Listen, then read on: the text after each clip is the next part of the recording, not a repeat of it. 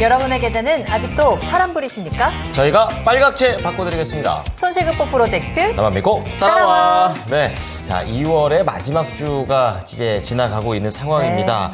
시장에서는 뭐 정책과 관련해서 26일날 밸류업과 관련된 내용들, 뭐 일본처럼 강제적으로 안 한다고 하니까 여기서 약간 논쟁도 많아지고 또 거기서 실망도 하고 있습니다. 자 그러한 부분들이 오늘 시장에도 계속해서 이어지면서 전반적으로 하락 마감했습니다. 네, 양시장 모두 하락한 가운데 코스닥의 하락폭이 좀 컸었는데요. 그러네요. 예. 그래도 오늘 또 이런 가운데 제약바이오 종목들은 또 이슈와 함께 좀 들썩이는 모습이었고요. 네. 오늘 마이크론에서 또 이슈가 있다 보니까 반도체 안에서도 이제 종목별로 각계 전투가 점점 더 심화되는 모습입니다. 그렇습니다. 시장에서는 뭐 이거 하락하는 거 모르는 것도 아니고 뭐 갑작스럽지도 않기 때문에 뭐 그렇구나 하지만 사실 그 내부적으로는 굉장히 순환매도 빠르고 그리고 종목들도 계속 차별화되고 있는 그런 장세가 이어져 오고 있기 때문에 우리 개인 투자자들 입장에서 참 이거 시장이 까다롭고 어렵구나 하는 그런 생각이 드실 것 같아요. 네. 하지만 저희 남있다 따라오시면서 까다로우면 더 꼼꼼해지면 되는 거 아니겠습니까? 좋습니다. 저희가 한번 멋지게 해결책을 오늘도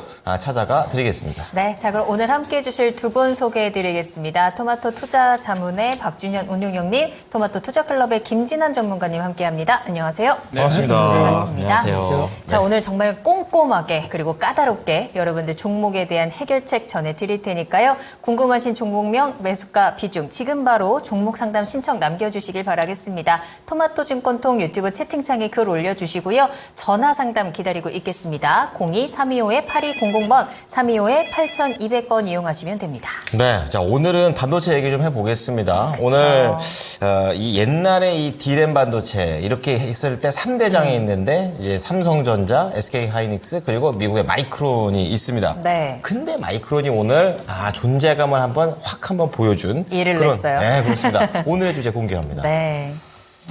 HBM3E 그러니까 오늘의 나와 주제는 있는 것 중에서 저인가요? 저인가요? 예. 오늘의 주제는 전가요?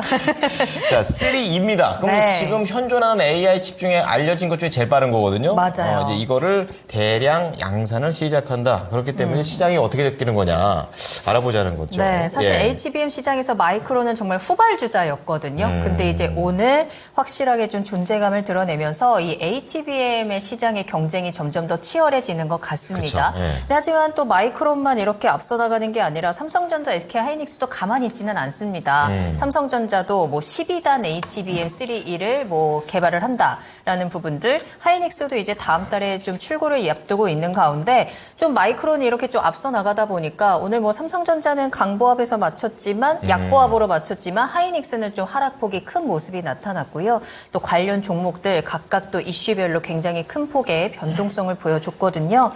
5세대 HBM 전쟁이 개막했다라는 뉴스와 함께 관련된 종목들 또 시장의 흐름들 어떻게 체크해야 되는지 이야기 나눠보겠습니다. 솔직히 최근에는 이런 반도체 얘기해버리면 싹 다 AI 반도체 얘기밖에 안 해가지고 맞아요. 이제 이 부분과 여기서 좀 벗어나 있으면 약간은 반도체인데도 약간 빛을 못 발하는 그런 느낌도 소외되죠. 있죠. 네. 예, 그런 상황에서 삼성전자, SK하이닉스, 미국의 마이크론 이렇게 1, 2, 3인데 요 순위가 이제 마이크론의 이런 움직임으로 인해서 변동이 될 수도 있는 거냐. 그러니까. 그 정도의 큰 변화인 것인가에 대해서 좀 알아보도록 하겠습니다. 네. 자, 운용료님께서는 마이크론의 이러한 깜짝 등장, 시장을 다 바꿀 수 있는 변화다라고 좀 보십니까? 변화는 아니라고 좀 보고 있는 쪽이고요. 다만 경쟁 관계에 이제 진입을 했다. 그렇게 말씀드려야 될 것 같습니다. 네.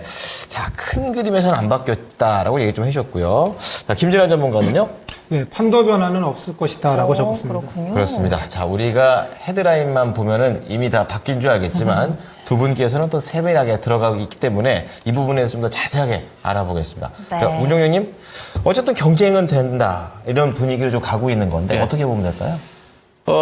일단은 SK 하이닉스가 가장 먼저 선두주자로 나서면서 그렇죠. 네. 독점적인 경쟁력을 확보를 좀 해왔고, 네. 더 후발로 이제 삼성전자라든가 마이크론 테크놀로지가 이미 좀 준비를 해왔어요. 네. 마이크론 테크놀로지도 작년도 4분기 실적인가 3분기 실적 발표한 이후로 HBM 시장에 적극적으로 뛰어들면서 올해 1분기부터 자기도 또 양산에 좀 들어갈 거라고 미리 컨퍼런스 콜에서 얘기를 했거든요. 네. 오늘 좀 발표를 좀 하면서 이제 본격적으로 이제 실질적으로 이제 제품이 나올 위치에 와 있다고 좀 봐야 될 것 같은데 일단 좀 표를 보시게 되게 되면 HBM 메모리 3사의 HBM 개발 연역 자체를 보시면 SK 하이닉스가 현재 지금 마이크로 테크놀로지가 내세운 제품 자체가 가장 앞선 세대 앞서겠다시피 HBM3E가 5세대거든요. 네. 현재 주력 제품 자체는 SK 하이닉스 주력 제품 자체는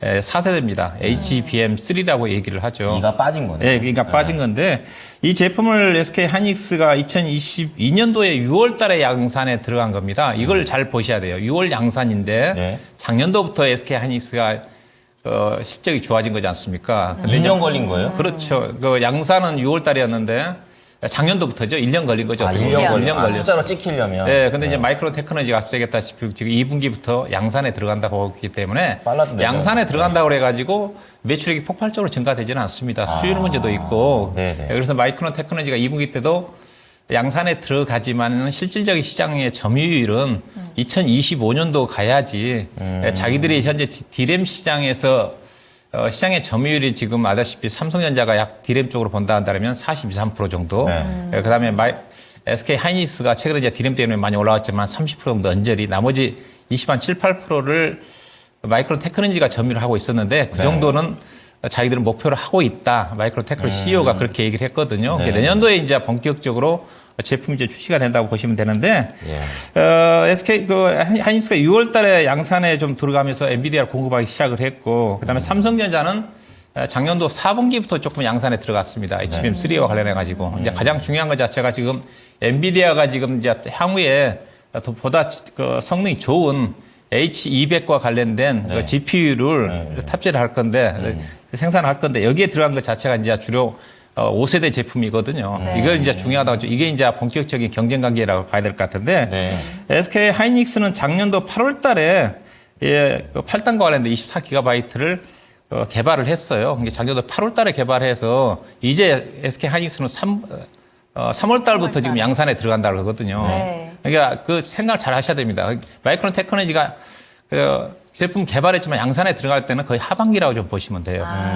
양산은 하이닉스가 더 먼저 하는 네, 거네요. 그렇죠. 즉 SK 하이닉스가 작년 8월 달에 제품을 개발해 놨고 1월 달에 양산 라인을 가동을 하고 이제 3월부터 엔비디아에 본격적으로 공급하겠다는 쪽이거든요. 시차가 있군요. 네, 그다음에 삼성전자가 이제 마이크론 테크놀로지가 좀 발표를 하니까 삼성전자가 오늘 발표를 했어요. 맞아요. 자기들은 왔어요. 그보다도 더 성능이 좋은, 이게 8단인데 지금 12단까지 반도체를 쌓는 12단에 36GB. 지금 현재 지금 마이크로 테크놀로지라든가 SK 하이닉스는 그 24GB거든요. 기가수가 높네요. 그렇죠. 더 높은 고성능의 칩을 세계 최초로 개발했다. 근데 개발을 했지만은 앞서 이것도 삼성전자도 양산에 들어가서 또 주로 현재 지금 GPU 제품을 거의 엔비디아가 90% 정도를 독점하고 있기 때문에 엔비디아의 컨택을 받아야 되지 않습니까? 그런 또 과정도 있기 때문에 그렇죠. 이런 과정이 상당히 좀 필요하다. 그렇게 좀 볼 수가 있을 것 같고요. 네. 그래서 보다 보면 다 지금 3개사들이 지금 다 이제 경쟁 관계에 진입을 했지 않습니까? 네. 그러면 앞서 이게 그 판도 변화가 어떻게 좀 되느냐?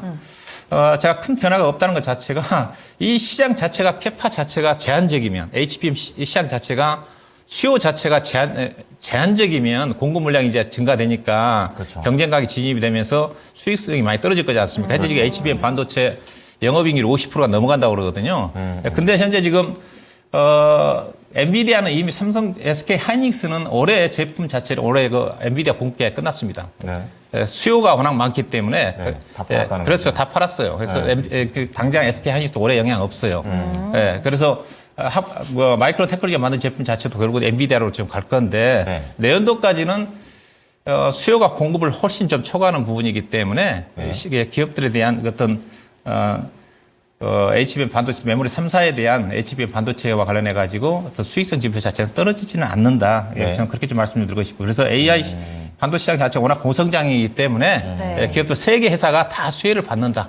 왜냐하면 지금 AI 시장 자체가 크게 보게 되게 되면 전망치로 따지면 올해 20억 달러 정도 되는데 2030년도에 1,400억 달러까지 시장이 형성될 거라는 전망이더라고요. 무려 70배 정도 성장을 한다는 쪽이니까 대신 HBM 반도체 시장 자체는 일부에서 적게는 연평균 40% 내지는 60% 정도 성장한다는 전망이니까 여전히 공급 물량 때문에 수요가 많기 때문에 네. 관련 쪽의 성장은 수익성도 좋아진다 그렇게 말씀드려야 될 것 같습니다. 그러면은 근데 오늘 이제 SK 하이닉스는 좀 하락을 좀 크게 했잖아요. 그건 그동안 워낙 많이 올랐던 데에 대한 하락일까요? 좀 전략을 어떻게 짜야 돼요? 네, 그렇죠. 이건 이 정도는 영향을 받죠. 했어요. 근데 앞서 이제 이 정도면 큰 영향은 아니거든요. 했어요. 이 정도 뭐 워낙 SK 하이닉스가 HBM 반도체와 관련 이제 독점적 시장 지위를 유지를 하면서도 실적도 그렇게 나타났으니까 최근 들어서도 뭐 실적이 계속 상향 조정이 좀 되고 있거든요. 1분기도 지금 가이던스가 아마 컨센 자체가 1조 원 정도인 줄 알고 있는데 일부에서 1조 3천 내지 1조 5천억까지 영업이익이 나올 거라 전망이니까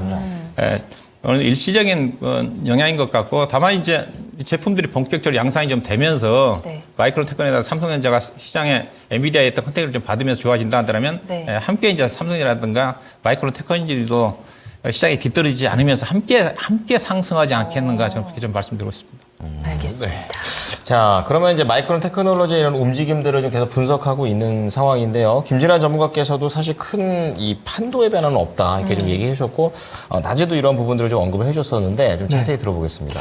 네, 그간 뭐 마이크론 같은 경우에 뭐 HBM의 뭐 주력이 아니었고 HMC라고 해서 하이브리드 메모리 큐브 이런 쪽에 투자에 좀 주력을 해왔습니다. 즉 HBM 그러니까 여기에 투자가 상당히 좀 늦었습니다. 그래서 경쟁력이 아직까지 좀 떨어진다는 그런 평이 좀 지배적입니다. 예, 그래서 가장 먼저 이제 5세대 이번에 HBM3 이 양산에 성공을 하긴 했지만 단기간에 시장 점유율을 바로 이제 올리기는 이제 어려울 거라는 평이 좀 지배적이에요. 구체적으로 보면 우선은 뭐 기술적인 부분에 좀 문제가 좀 있습니다. 마이크론이 이제 HBM 시장에 뛰어든 게 2018년이거든요. 근데 삼성전자나 하이닉스는 2010년 초반부터 계속해서 투자를 좀 했습니다. 그래서 이런 어떤 시차 그리고 양산 시점, 그다음에 시제품 개발 속도가 모두 지금 다 늦습니다. 그러니까 후발주자입니다. 예, 거기에 이제 삼성이랑 이제 하이닉스가 이제 HBM3 이 상용화 계획을 이제 발표하니까 이제 마이크론도 부랴부랴 이제 HBM3를 만들겠다고 이제 발표를 한 거고요. 그리고 이제 아시다시피 좀 늦게 이제 후발로 참여하다 보니까 저번에 제가 높이뛰기 비유를 했는데 HBM3 즉 4세대 이거 건너뛰고 지금 3.2로 지금 가는 거거든요. 5세대로. 네. 그러니까 당연히 뭐 노하우나 이런 수율 부분에서 뭐 상당히 의문부호가 좀 붙고 있습니다. 좀 그런 부분이 좀 있고요. 네. 기술적인 어떤 부분도 당연히 좀 문제가 있습니다. 지금 이제 웨이퍼당 이제 생산 칩 숫자를 의미하는 넷다이라고 있는데 이 부분이 좀 떨어져요. 그래서 생산 효율이 좀 떨어진다고 보시면 됩니다. 그래서 이번에 이제 테크가 전환돼서 HBM3 이제 2로 차세대로 넘어가는데 이렇게 되면은 이제 뭐 선단 공정 같은 경우에서도 좀 더 이제 업그레이드가 돼야 되는데 뭐 유의미한 변동이 좀 없습니다. 그래서 그런 부분 관련했을 때 효율성이 그러면 HBM3에서도 좋아지느냐? 그렇지 않다. 네, 뭐 그렇게 지금 보고 있어요. 그런 부분에 이제 생산 능력도 당연히 이제 모자랍니다. 마이크론 같은 경우에 D램 생산 능력이 이제 월 웨이퍼당 30만 장 정도인데 삼성전자 70만 장이고 하이닉스는 44만 장이거든요. 그래서 이런 부분에서도 뭐 상당히 크게 떨어지기 때문에 뭐 오늘 지금 하이닉스가 좀 떨어진 거는 뭐 갭으로 급등이 좀 나왔잖아요. 최근에 너무나도 급등이 좀 나왔기 때문에 어떤 조정이라고 봅니다. 건전한 뭐 수급적인 부분에 조금 빠진 부분이 있어요. 웨인하고 기관이. 그래서 그런 부분에서 좀 조정이 난 거지 크게 저는 염려할 것이 아니라 아침에 제가 말씀드렸다시피 오히려 조정이 나오면 더 뭐 중장기적으로 보고 매수할 그런 뭐 영역이라고 보고 있습니다. 네, 그런 부분을 보시면 되겠고요. 네. 그래서 오늘 뭐 삼성전자 같은 경우에도 좀 위기감을 느꼈는지 아까 우리 운영님께서 말씀하신 36기가의 용량의 어떤 12단짜리 지금 8단이거든요. 지금 하이닉스랑 요런 지금 삼성전자, 여기 지금 마이크론은요. 예. 근데 12단짜리 HBM3 이제 개발에 성공했다고 이제 공식 발표를 했습니다. 하지만 이제 요게 이제 상반기 중에 양산이 된다라고 했으니까 요게 이제 퀄 테스트도 그렇고 요게 언제 정말로 정말 엔비디아에 납품이 될지는 뭐 알 수가 없습니다. 그래서 뭐 지금 후발주자이기 때문에 좀 상당히 뭐 불리한 부분이 있어요. 그래서 뭐 이제 삼성전자도 이런 부분을 알기 때문에 뭐 지금 뭐 작년보다 2.5배 정도 또 장비에 대해서 투자를 뭐 더한다 뭐 이런 얘기 나오고 있고 하이닉스도 마찬가지죠. 계속해서 2배 정도 장비에 대한 투자를 뭐 확대하겠다고 했고 마이크론 또한 이제 일본은 이제 보조금도 1조 한 7천억 받거든요. 여기에 이제 대만의 또 HBM 투자를 또 이제 확대하는 방안을 검토 중입니다. 그래서 지금 뭐 삼국시대입니다. 이 세 개의 기업들이. 그러네요. 예, 그래서 지금 결론적으로 이렇게 되면은 그걸 누가 수혜해 보겠습니까? 장비주거든요. 네. 예, 그래서 저희는 뭐 직접 투자 뭐 이런 종목들 하실 수 있습니다. 뭐 마이크론 같은 경우에 어제 뭐 4% 정도 올랐잖아요. 4% 정도. 근데 뭐 저희는 뭐 장비주 보시면 될 거기 때문에 뭐 뒤에 이제 저희가 얘기할 건데 예, 장비주가 결론적으로는 최대 어떤 수혜가 되지 않을까 합니다. 네. 네, 말씀하신 게 딱 맞는 게 오늘 시장에서도 뭐 삼성전자나 하이닉스는 조금 흔들렸지만 그쵸. 장비주 그리고 관련 종목들은 좀 크게 또 급등이 나왔거든요. 대표적으로 뭐 PSK 홀딩스라든지 한미반도체도 오늘 큰 폭의 상승을 보여주는 모습이었습니다. 네. 자, 그래서 그렇다면 우리는 계속해서 이 HBM 시장 또 AI 시장이 워낙에 좀 계속해서 확대되고 있기 때문에 투자의 기회를 잡아봐야 되지 않겠습니까? 그렇죠. 네. 자, 그러면 두 분께서는 종목을 어떤 종목들을 조금 더 눈여겨보고 계신지 한번 HBM 관련해서 3E 관련해서 탑3 종목은 어떻게 꼽을까요? 예, 아무래도 장비 종목 앞서겠다. 장비 종목들이 좀 수혜를 좀 받을 거고요.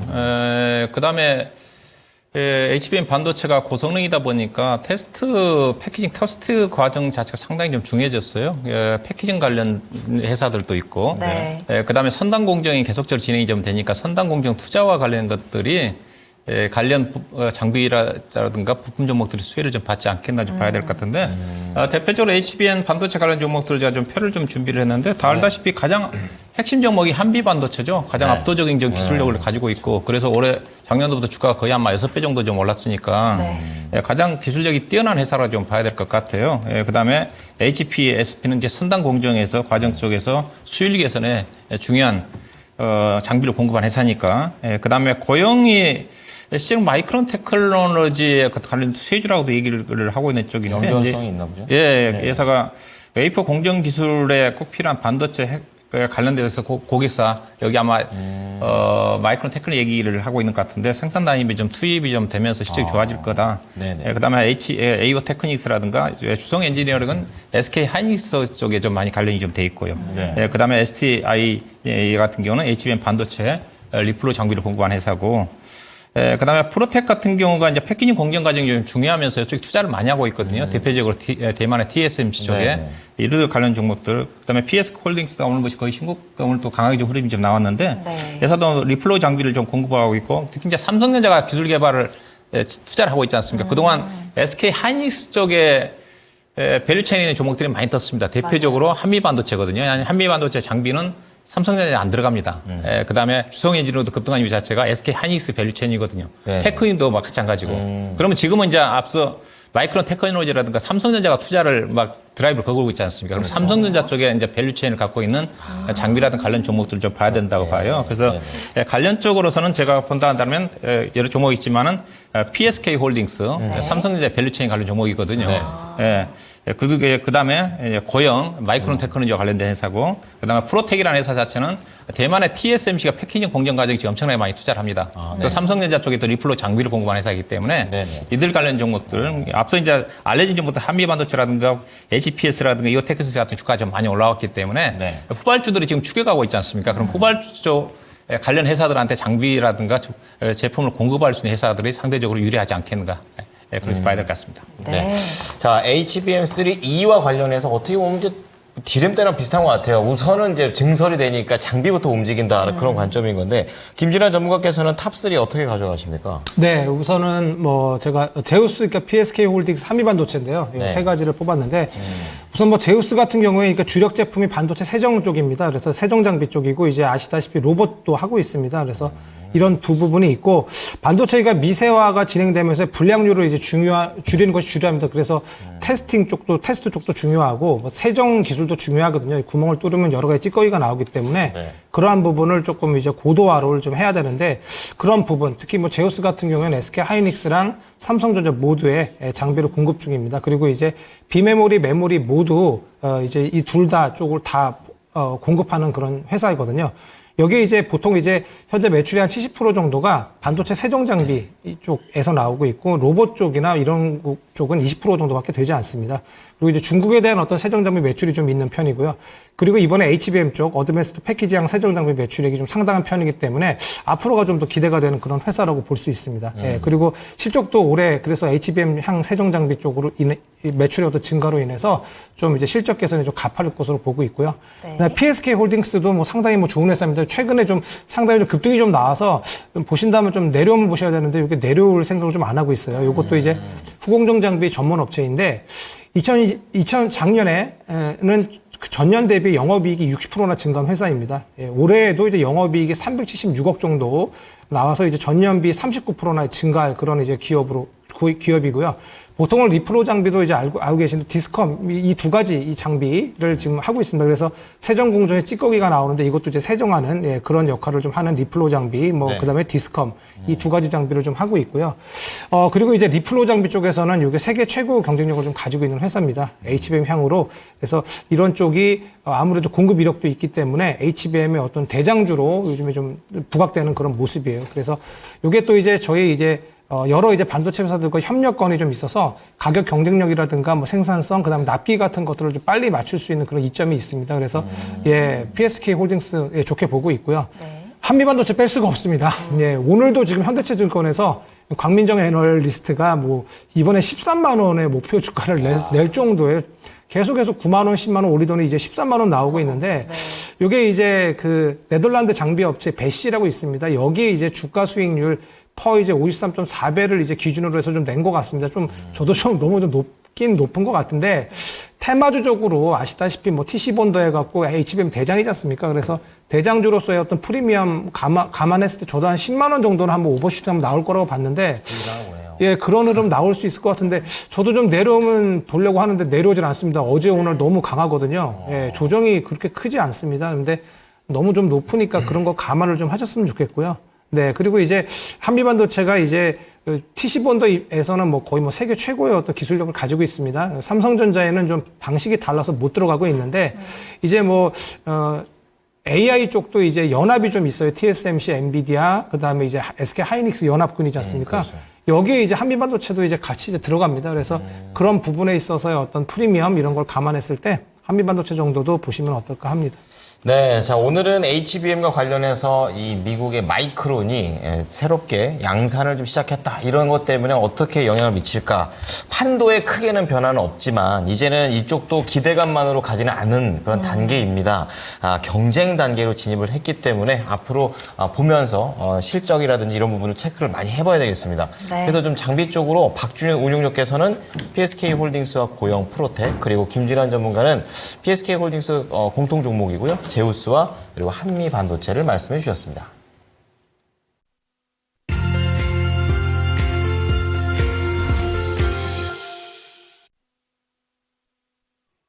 네, 나만 믿고 따라와 스피드 종목 진단 출발하도록 하겠습니다. 오늘 정말 장 시작부터 저희 방송 시작부터 오늘 종목 정말 많이 올려주고 계시거든요. 궁금한 게 많죠. 네, 또 저희가 그럼 빠르게 또 종목 진단 달려가 보겠고요. 네. 채팅창에 종목용 매수가 비중 남겨주시고 전화 주시면 더 빠르게 연결됩니다. 02-325-8200번, 325-8200번입니다.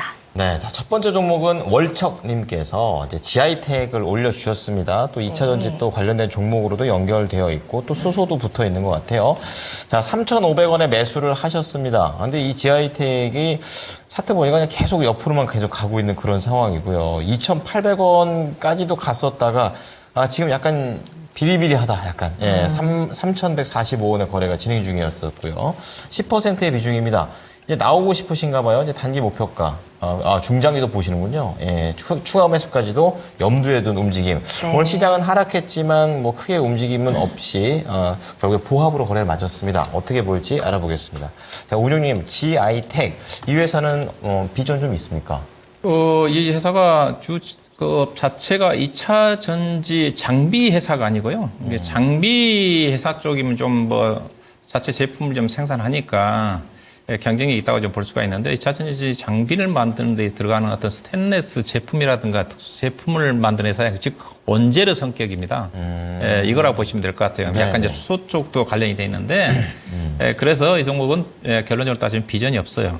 그래서 장비 회사가 수주라도 나와야 되는 수주 장부가 지금 안 나와 있거든요. 이 특성상 원재료이기 때문에 그래서 이 회사가 작은 회사예요. 대신 이 회사가 이제 안정적인 것 자체가 차트도 그렇게 나타났지만은 매출액이 보시면 2022년도에 396억이고 작년도 366억이거든요. 2차 전지 장비 회사들이 작년도 그래도 매출액은 큰 폭으로 증가했어요. 대부분 기업들이 작년 4분기 때 매출액이 집중이 좀 되면서 이 회사는 거의 정체지 않습니까? 그리고 거의 뭐 300억대 정도 전후밖에 안 된 회사니까 대신 이 회사가 안정성이라는 것 자체가 부채가 없는 회사입니다. 상당히 안전한 회사고 자본 총계가 지금 550억인데 문제는 회사가 시가총액이 지금 1200억이고 주당 EPS가 작년 실적 기준에서 144원이에요. 그러면 PR로 따지면 거의 25배, 30배 되는 수준이거든요. 올해도 똑같아요. 그러면 이거는 살 이유가 없는 주식입니다. 이거는 계속 이 가격대 행보예요. 주가가 올라가더라도 못 올라갈 수 있는 주식이에요. 그래서 저는 지금이라도 매도해가지고 다른 쪽으로 교체를 하든지 그렇지 않으면 이런 종목이 운 좋게 어떤 세력들이 주가가 끌어올릴지 몰라도 현재 주가 자체가 보시면 작년 11월 달부터 3,100원대 딱 머물러 있지 않습니까? 차트가. 옆으로만 가요. 이렇게 행보할 수밖에 없어요. 주가 자체가 비싸기 때문에. 이 가격이에요. 손실도 안 날 것 같아요. 그렇군요. 수익도 안 납니다. 추가 매수할 필요는 없죠. 약간이라도 올라오면 팔든가 그렇지만 다른 종목으로 교체를 하는 게 좀 빠르다. 그렇게 좀 말씀드려야 될 것 같습니다. 네. 자, GI텍 전망이 별로 안 좋고요. 지금처럼 계속 행보할 가능성이 높습니다. 비싸기 때문에 그렇고요. 당장 좀 매도를 해서 조금 더 수익이 날 수 있는 종목으로 갈아타 보시는 것을 권유해 드리겠습니다. 네, 다음 종목은 권오일님의 종목이고요. 롯데지주 한번 살펴보겠습니다. 매수가 28,550원에 비중 80% 가지고 계시거든요. 맞네요. 롯데지주도 아마 저PBR 그렇죠. 종목으로 정말 급등을 했었던 종목인데 지지난주부터 조금 흔들렸고 어제 오늘 굉장히 또 가파르게 빠져내려왔습니다. 그래도 시청자님 매수가가 그렇게 높지 않다라는 점, 지금 손실이 크지 않다라는 점은 그나마 다행이지만 비중을 또 80%나 가지고 계셔서요. 네. 대응 전략을 짜봐야 될 것 같은데요. 시청자님께서는 이 종목 길게 좀 1년 이상 가지고 갈 예정이라고 하세요. 그렇다면 롯데지주 어떻게 전략을 짜야 할까요? 네, 이번에 사셨는지 모르겠습니다. 이번에 저PBR 관련해서 밸류업 관련해서 보시고 사셨나 지주사니까요. 그래서 그런 어떤 생각이 드는데 펄을 보니까 작년 기준입니다. 0.39 정도에서 0.28 정도 왔다 갔다 하는 그런 종목이에요. 비중이 상당히 높으십니다. 장기 투자하시려고 아예 그냥 어떻게 보면 몰빵이라고 하나요? 그렇게 하신 것 같은데 차트 추세적으로는 지금 우선 보니까 제가 한 27,500원 정도 그 정도 지지라인이 보입니다. 그래서 지금 정도가 거의 28,550원이시니까 거의 본절 정도시거든요. 근데 어떤 걸 보시고 하셨는지 모르겠습니다. 가급적이면 27,500원 정도, 요 정도 계속 지지해주면은 지지를 받고 좀 우상향할 수 있는 그런 모습은 좀 있습니다. 예, 그리고 실적도 나쁜 종목은 아니거든요. 지주사기 때문에. 근데 이번에 저PBR 쪽 보고 사셨다면 중요한 거는 많이 들어보셨을 거예요. ROE가 중요하다. 계속적으로 상승해야 된다. 그리고 이제 자사주 매입 같은 것도 중요하다. 이런 얘기를 들으셨을 텐데 주주 친화적인 어떤 행보가 가장 중요합니다. 지주사 같은 경우에 저PBR 쪽으로 보셨다면요. 그리고 이제 저PBR 쪽 이제 ETF도 이제 상장될 예정이라고 해요. 이제 정부에서 이제 주도하는 테마지 않습니까? 그런 부분 생각했을 때 그리고 장기적으로 보신다고 했을 때 그리 나쁜 것은 아닌데 오히려 은행이라든가 여러 가지 지주사 같은 보신다면 오히려 좀 더 좋은 그런 선택안이 좀 많이 있다라고 보거든요. 다른 어떤 대기업, GS라든가 여러 가지 한화라든가 여러 좋은 지주사들이 많습니다. 그래서 조금 롯데지주를 선택한 어떤 이유를 잘 모르겠습니다. 하지만 제가 말씀드리는 건 하여튼 27,550원 정도 지지해주면 지속적으로 그 위에서 계속 횡보를 좀 할 것 같아요. 느낌에 계속 지속적으로 차트상 그렇게 횡보할 느낌인 것 같은데 장기적으로 보유하신다면 한 34,000원 최근 고점이죠. 최근 고점 정도는 다시는 올 수 있어 보입니다. 6개월 내에 뭐 지수적으로 뭔가 큰 문제가 없으면요. 네, 그렇게 대응하시면 어떨까 합니다. 알겠습니다. 27,500원이 지지가 된다면 희망은 있습니다. 조금 네. 길게 봤을 때 34,000원까지 목표가 잡아주셨는데요. 이 저 PBR이라는 테마를 또 탔던 종목인 만큼 관련된 기업에서의 정책이나 정부의 정책에 대한 변동성이 있다라는 점도 한번 꼭 염두에 두시는 게 도움이 되겠습니다. 네, 자 다음은 내일은 태양님께서 네. 다우데이터라는 종목을 올려주셨습니다. 지금 13,360원이 종가이고 사셨던 게 14,350원이니까 뭐 거의 올라가고 난 다음에 같이 그 무렵에 사지 않으셨을까 좀 그런 생각 들고요. 10%입니다. 산 다음에 며칠 동안 계속 하락해가지고 이거 그냥 손절해야 되는 건지 최근에 한 6거래일 정도 연속으로 내려갔거든요. 그래가지고 이 전문가의 의견 좀 듣고 싶습니다. 이렇게 말씀하셨습니다. 기관이 계속 파네요. 자, 다우데이터. 이게 이제 올랐던 거 다 내놓는 건지 운영님께서는 어떻게 보십니까? 예, 이 종목도 기업 밸류업 정책에 이제 수혜를 받아서 주가가 2월 달에 한때 주가가 15,800원까지 갔다가 최근에 이제 저 PBR 관련된 종목들 경계성 매도 물량이 나오면서 주가가 지금 거의 저점까지 내려왔다고 봐야 될 것 같은데 예사가 알다시피 이제 거의 맨 위에 있죠. 이 아래에 이제 다우기술이 있고 다우기술 아래에 이제 키움증권이라든가 핵심 회사가 있으니까 맨 위에 이제 지주회사 성격이니까 그래서 이제 그런 맥락으로 주가가 움직였죠. 실질적으로 이제 그렇게 올라갈 만한 회사고요. 회사가 현재 주당 BPS가 아마 3만 한 4, 5천 정도 될 겁니다. 작년 거에 안 나왔지만은 대충 3만 4천 원이면 현재 주가 13,000원 기준으로 따지면 PBR로 따지면 0.3배 정도, 0.3배? 3배 조금, 35 정도 됩니다. 대충 계산해 보면. 네. 그러니까 뭐 엄청 주가가 좀 싸죠. 싸고. 근데 대신 이제 이 종목이 보시다시피 이게 차트가 주가 급락했지 않습니까? 보시면 주봉 보고 계시는데 5만 원에서부터 5만 5천 원부터 12,000원대까지 스트레이트 떨어진 이제 알다시피 종목이 이제 작전에 연루가 돼가지고 문제가 있었던 주식이지 않습니까? 이제 그런 후유증이 있어서 이런 흐름을 타버리면 회사 기업에는 문제가 없지만 작전 세력들이 문제가 되는 거니까 주가가 의미 있게 주가 못 올라가요. 올라가기가 쉽지가 않습니다. 그래서 지금 차트가 지금 그대로 보시게 되게 되면 이제 고점이다 보니까 차트가 뉘어져 있는데 이건 등락입니다. 일단은 이런 주식은 주가가 떨어진다고 팔 수 있는 그런 부분들은 아니죠. 일단은 현재 주가 수준 자체는 기업의 가치로 봐서 워낙 주가 싼 주식이니까 그리고 그 밸류업 정책 자체가 이제 끝난 건 아니지 않습니까? 아마 5월 달에 이제 2차 세미나를 통해 가지고 구체적인 안이 좀 나올 건데 조금 저도 실망스러운 부분이 있죠. 아무래도 이거 밸류업 정책 자체가 선거를 앞두고 있는 부분이기 때문에 약간 좀 선심성 차원의 좀 강한 투자가들을 위해서 정책이 나오지 않겠는가 이제 그런 쪽으로 기대를 했었던 건데 강제적인 그런 어떤 정책들이 없고 어떤 기업들의 자율에 맡기는 쪽으로 좀 가다 보니까 강제해야 그렇죠. 어느 정도 강제성이 있어야 되는 건데 근데 충분히 이거 자체 중장기적으로 관련 정보도 수혜를 좀 받는다 보고 있기 때문에 다만 좀 차트로 본다 한다면 현재 지금 14,500원대 이상은 올라가기가 상당히 부담스러울 것 같습니다. 매물층이 워낙 두텁게 포진 점 돼 있고 또 21동 생서도 지금 약간 뉘어서 꺾이려고 할 수 있는 시점이기 때문에 매도 목표 가격 자체는 이런 종목은 짧은 등락이에요. 13,000원대 초반 내지는 아래권에서 매수, 그 다음에 14,200원 정도에서 매도. 그런 정도만 대응이 가능하다 봐야 될 것 같습니다. 네. 자, 이 다우데이터 어쨌든 간에 이 기업 자체에 대한 부분보다는 좀 다른 부분에 흔들린 것도 있었기 때문에 약간 약점들도 있지만 그래도 정책에 대한 모멘텀이 남아있기 때문에 우선 목표가 14,300원 정도 좀 잡으신 상태에서 대응을 잘 하고 나오셨으면 좋겠습니다. 좋습니다. 계속해서 상담 이어가고요. 이번에는 셀트리온 한번 살펴보겠습니다. 오승님께서 남겨주신 종목인데요. 19만 3,931원이 매수가, 비중은 14%. 오랜만에 매수가 가까이 왔는데요. 매도가 궁금합니다. 라고 남겨주셨거든요. 네. 셀트리온이 이제 좀 호재가 있습니다. 램시마 SC에 대한 긍정적인 소식과 함께 오늘 좀 상승을 했고 최근에 수급적으로도 외국인과 기관이 계속 꾸준히 매수를 들어와주고 있어서 이 강세가 좀 탄탄하게 올라오고 있는데요. 우리 시청자님 좀 오래 기다리신 만큼 이 기회를 어떻게 활용을 해야 될까요? 지금 수익을 더 챙겨갈 수 있는 전략 한번 확인해 볼까요? 네, 셀트리온 같은 경우에 뭐 시총 상위주입니다. 코스피에 그리고 이제 셀트리온 제약과의 어떤 이제 합병 이슈도 좀 있는데요.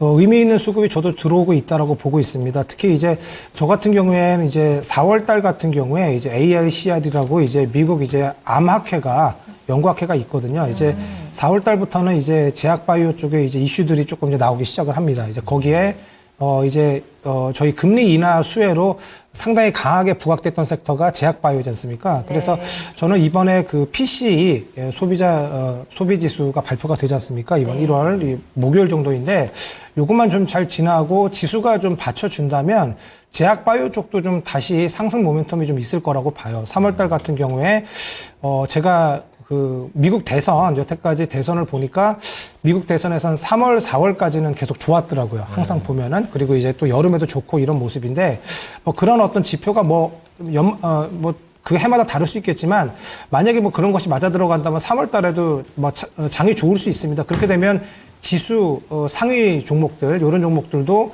당연히 지수가 좀 갈 수 있거든요. 거기서 이제 제가 보는 건 제약바이오 쪽입니다. 이제 반도체 쪽도 조금 살짝 쉬어간다면요. 그렇기 때문에 뭐 모멘텀 쪽으로도 좀 괜찮고요. 그리고 이제 아까 말씀드렸다시피 정부에서 이제 저 PBR 관련해서 이제 펀드 ETF를 이제 출시를 연내에 좀 하려고 합니다. 근데 거기에 이제 시총 기준 관련해서 셀트리온이 좀 들어갈 수 있어요. 뭐 이런 이슈도 있거든요. 그리고 또 이제 계속 말씀드렸다시피 어떤 의미 있는 수급이 기관하고 이제 외인 쪽에서 들어오고 있고 저도 계속 관심주 쪽으로 이제 제약바이오 쪽도 제가 보고 있거든요.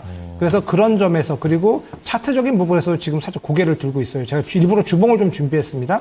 주봉을 준비했는데 대략적으로 이게 한 20만 6천 원 정도까지는 충분히 상승 여력이 나온다고 보여져요. 그렇기 때문에 조금 더 끌고 가셔서 보시는 전략이 좋은데 제가 방금 말씀드린 단기 PC 물가지표 있지 않습니까? 네. 그것이 만약에 좀 좋지 않으면 단기 살짝 충격이 왔다가 다시 재상승 가능해 보이니까 그런 것들을 생각하셔서 20만 6천 원까지 끌고 가시는 전략 추천드립니다. 살짝 흔들릴 때 추가 매수하는 건 어때요? 지금 비중이 14%시니까요. 예, 조금 여기서 한 6% 정도 채워서 한 20%까지 가져가시는 것도 뭐 괜찮을 것 같습니다. 알겠습니다. 셀트리온 진단 도와드렸고요. 뭐 기대할 만한 모멘텀이 여러 가지 가지고 있는 것 같네요. 이제 매수가 근처 왔으니까 조금 더 보유를 하시면서 흔들림에 도망가지 마시고 수익까지 한번 잘 가져가 보시길 바라겠습니다. 네, 자 다음 종목은 이 종목 들고 계셨던 분들한테 정말 철렁했던 하루가 아니었을까 좀 이런 생각이 드는데요. 네. 우리 차영실님께서 올려주신 펩트론입니다. 아, 그렇군요. 네, 오늘 거의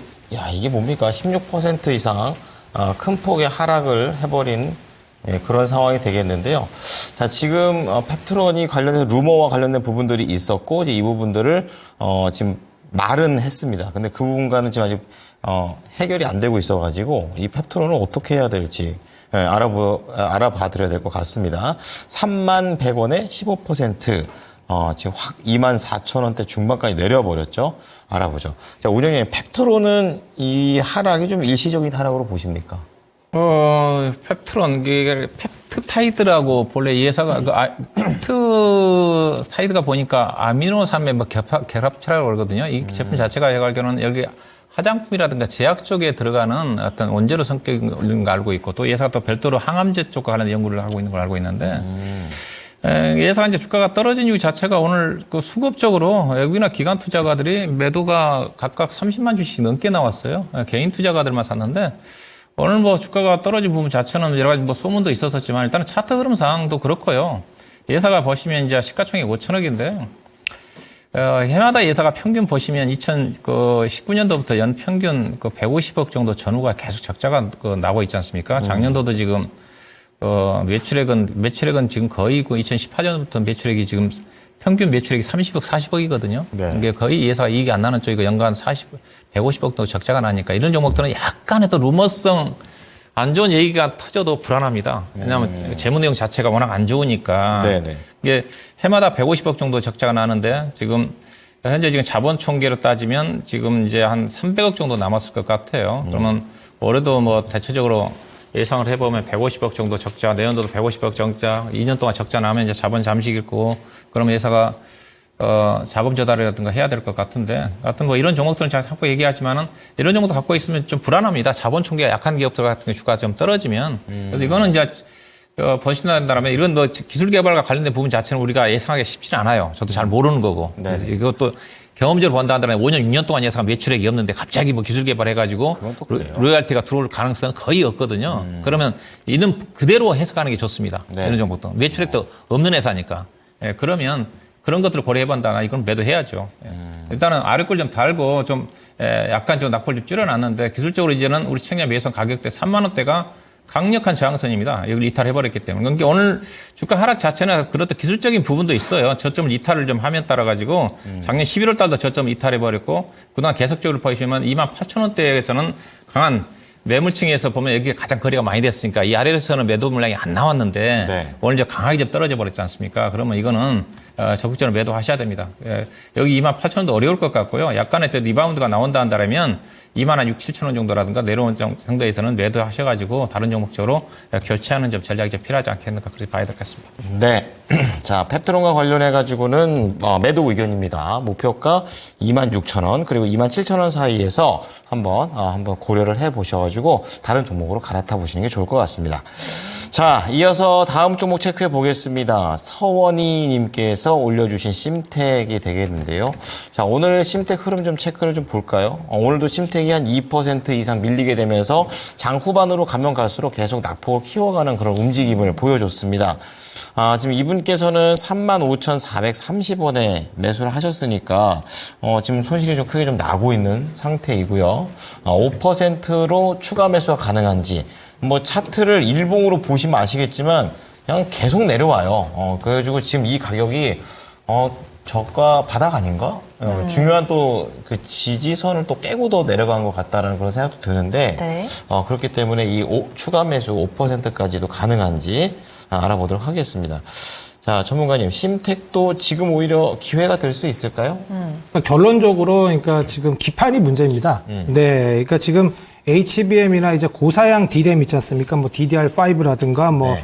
LPDDR 있지 않습니까? 저전력, LP가 뭐 로우 파워란 뜻인데 이런 쪽에 조금 고부가 가치 이런 쪽 뭐 빼고는 기판이 아직 뭐 재고가 아직 뭐 소진이 좀 다 덜 돼 있습니다. 특히 뭐 낸드 플래시 같은 경우에도 이제 올해 이제 2, 3분기가 좀 지나야지 수요가 좀 회복될 것으로 좀 보이고 있어요. 그래서 이런 부분이 좀 작용을 하는 모습입니다. 특히 이제 심택 같은 경우에는 이제 작년 적자 전환을 했다라고 합니다. 그래서 실적적인 부분이 지금 주가적으로 좋지 않은 것들을 좀 설명해 준다라고 보시면 되겠습니다. 그나마 이제 고부가 가치 쪽 기판을 하는 이제 대덕전자가 그나마 난 편인데 차트 보시면 대덕전자도 별로 좋지 않거든요. 그래서 기판 쪽이 전체가 다 좋지 않다라고 보시면 되겠습니다. 그 이슈는 뭐 실적적인 부분이고요.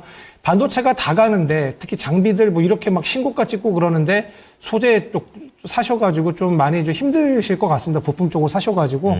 근데 제가 보면은 우선은 지금 단기적인 그 지지선이라고 28,450원 정도 제가 지금 선을 그어놨는데 요 정도 선, 그러니까 정확하게 지금 지지선에서 좀 멈춰 있는 상태입니다. 근데 여기를 깨면은 그 다음 선 26,150원까지 좀 밀리거든요.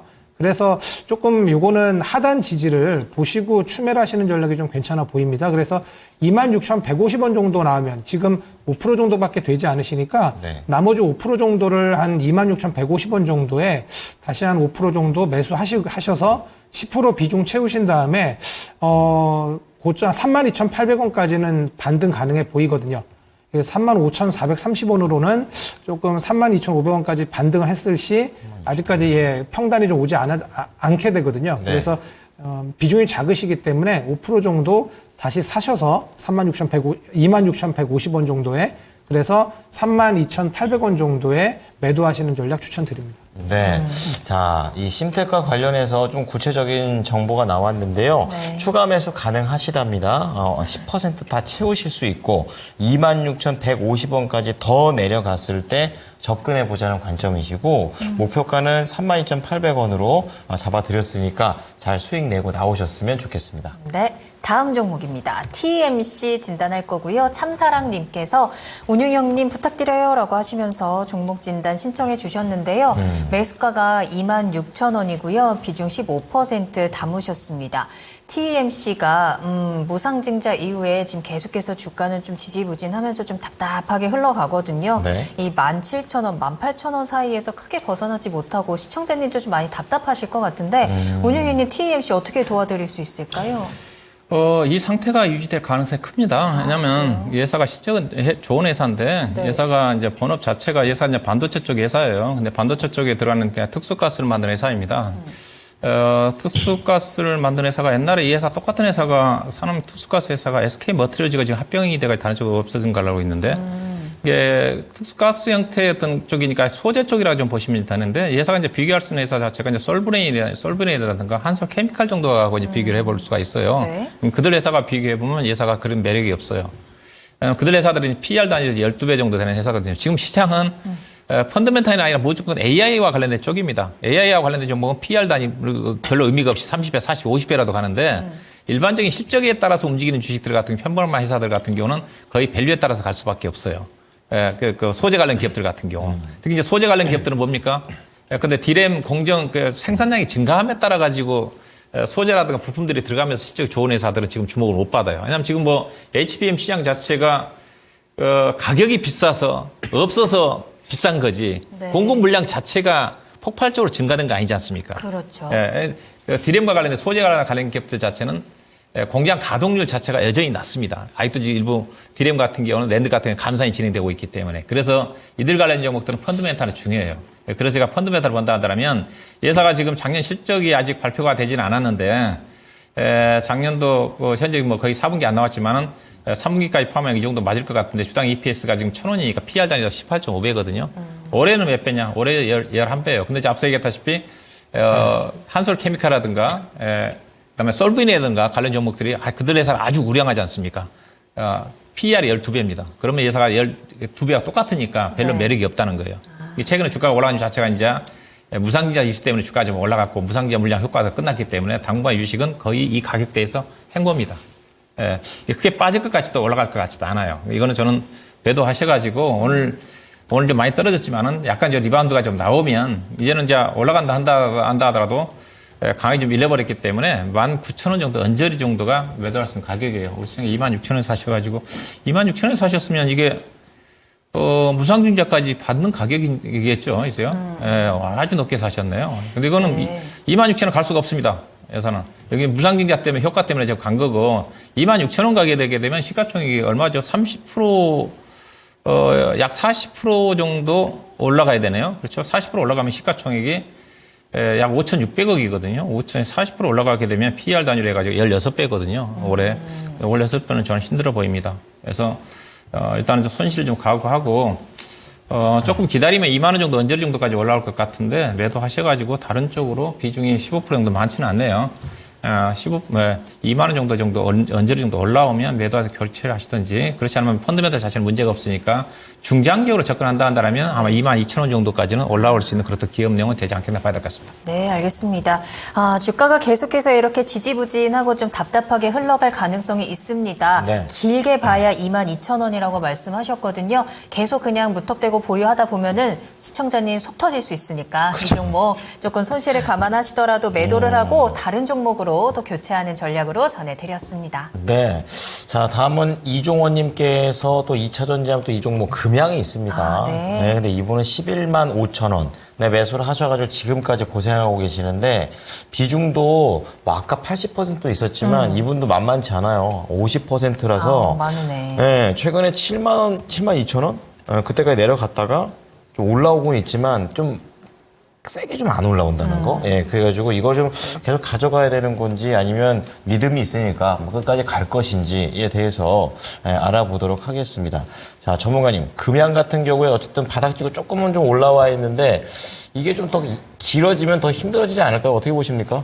지금 뭐 3분기, 4분기 연속 적자거든요. 근데 지금 시총은 5조짜리입니다. 그래서 뭐 상당히 좀 고평가 종목이 아닌가 저는 뭐 솔직히 그런 생각을 좀 하고 있습니다.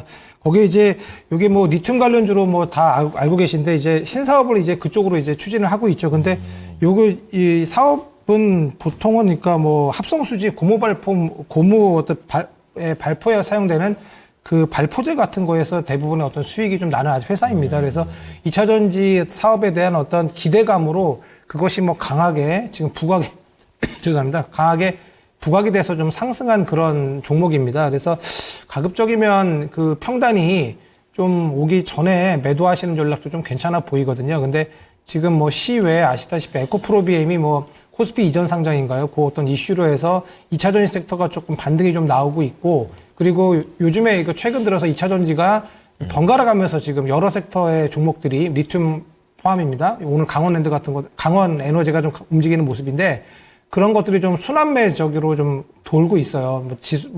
증시 상황도 뭐 나쁘지 않기 때문에 그런 것들을 감안했을 때 지금 저가 바닥은 찍고 오히려 그 지난번에 말씀드렸다시피 어떤 실적적으로 좀 좋지 않은 실적을 발표한 것이 오히려 단기 악재 해소로 해서 조금 이제 고개를 들고 있는 모습이거든요. 그래서 제가 좀 이렇게 선을 좀 그어놨는데, 기본적으로 한 99,500원 정도까지 만약에 강하게 쳐준다면 108,000원까지는 좀 보이거든요. 그렇기 때문에 지금 평단까지 오기까지는 조금 더 오래 좀 시간이 걸릴 수 있다라고 보여집니다. 특히 이제 비중이 50%나 되시기 때문에 저는 이런 상황이면은 과감하게 이제부터 반등이 나오면 분할로라도 이제 손절을 하시라고 하거든요. 왜냐하면 50% 들어가셨다면 뭐 지금 되게 많은 금액이 들어가셨다면 상당한 지금 손실이 크실 겁니다. 그렇기 때문에 이게 손절이 쉽지가 않아요. 예, 그렇기 때문에 비중을 제가 말씀드린 99,000원, 99,500원, 대략적으로 10만 원입니다. 10만 원에 한 지금 50%시니까 한 절반 정도 매도하시고 108,000원 정도 오면은 나머지 전액을 이렇게 손절 처리하시는 것이 괜찮아 보입니다. 네. 네. 자, 금양과 관련해서는 매수가까지 회복하는데 이게 더 기다려야 된다고 하니까 이 부분이 좀 많이 좀 답답한 부분이 될 것 같아요. 그래서 오히려 이제 분할 매도하는 것을 좀 권유를 드리고, 그 가격대는 99,500원. 1차 여기서 절반 정도 매도를 하시고, 네. 그리고 108,000원에서 나머지 절반 매도하신 다음에 해칭으로 좀 더 좋은 종목이 많으니까요. 예, 이 부분으로 갈아타셨으면 좋겠습니다. 네. 자, 1부 종목 진단은 여기서 마무리를 하도록 하겠습니다. 2부에서도 스피드 종목 진단 계속해서 이어지니까요. 저희 쉬는 시간 동안 궁금하신 종목명, 매수가 비중 계속해서 남겨주시고요. 네. 또 2부에는 히든카드 기다리고 있습니다. 이렇게 까다로운 시장, 그리고 이제 곧 3월이 시작이 되니까요. 우리 봄맞이 종목 어떤 거 담아야 하는지 끝까지 함께 해주셔도 좋을 것 같네요. 좋습니다. 자, 그리고 2부 첫 번째 종목은 저희 사전 접수 종목으로 두 분의 진단을 모두 받아볼 수 있는데요. 이 종목 역시 워낙에 또 올해 초부터 굉장히 주목을 많이 받아왔었던 종목 중에 하나인데요. 네. 실망감 좀 나오고 있죠. 현대차와 관련해서 이야기 나눠보겠습니다. 야, 이 현대차가 저 PBR의 또 대표적인 한 축을 담당하게 되면서 그러게요. 저렇게 많이 올라갑니다. 네, 그래가지고 지금 26만 1,000원까지 장중에 가기도 했었었고, 하지만 이제 최근에는 약간씩은 좀 힘이 빠지는 모습이 나오고 있는데요. 네. 자, 이 부분을 우리가 어떻게 해석을 해야 될지 2부에서 이 저 PBR 관련해서 자동차 쪽 궁금하신 분들은 많이 오셨으면 좋겠습니다. 네. 자, 그럼 저희는 잠시 후에 2부로 돌아오겠습니다. 계속해서 나만 믿고 따라와.